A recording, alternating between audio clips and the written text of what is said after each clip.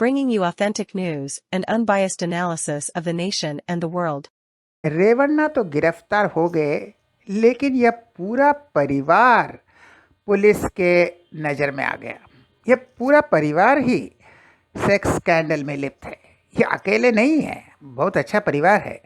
पहले तो कहते थे राहुल गांधी, सोनिया गांधी के बारे में, पूरे परिवार को बेल मिलता है, पूरे परिवार को जेल होता है, पूरे परिवार को ईडी बुलाते हैं। अब यहाँ भी पूरा परिवार, तो इनका तो गिरफ्तार हो गया। ये अब स्पेशल इन्वेस्टिगेशन टीम इनकी पूछताछ कर रही है, इसके बाद जेल जाएंगे क्योंकि इनकी अग्रिम जमानत भी कैंसिल हो गई। लेकिन अब इनके पिता, ऐसे परिवार है भाई, जैसा पिता वैसा बेटा।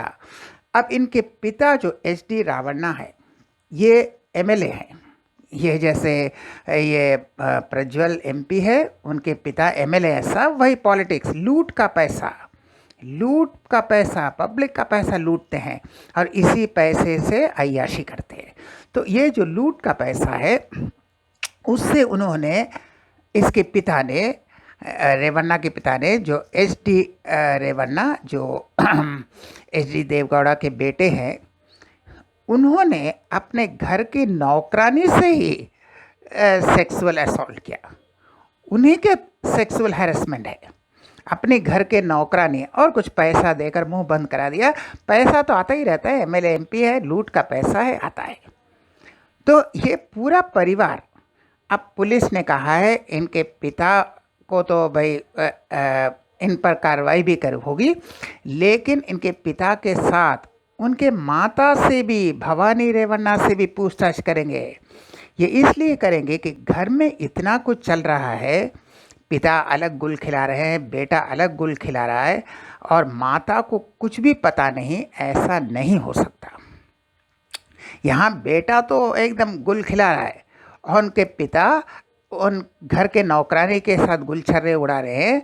तो यह हो ही नहीं सकता कि रेवन्ना के माताजी, यानी एच.डी. रेवन्ना के जो वाइफ हैं, उनको कुछ पता नहीं। यह तो नहीं हो सकता।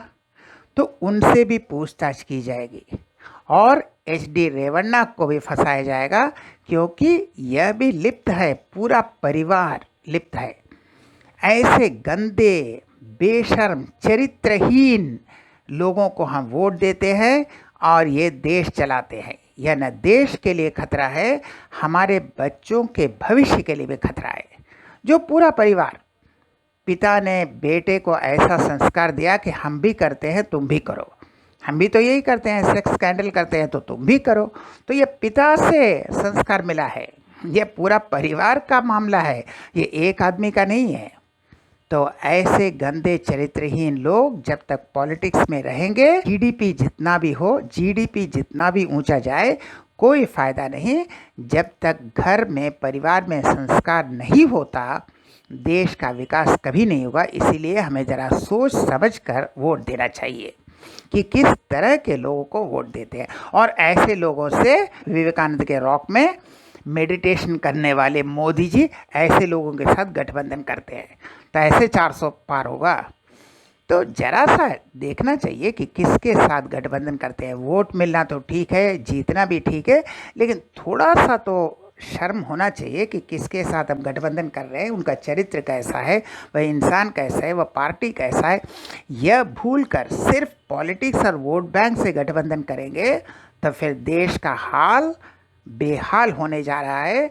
ऐसे लोगों को सावधानी से वोट कीजिएगा, वरना यही होता रहेगा। तब फिर मिलेंगे ऐसा और वीडियो के साथ। तब तक के लिए नमस्कार।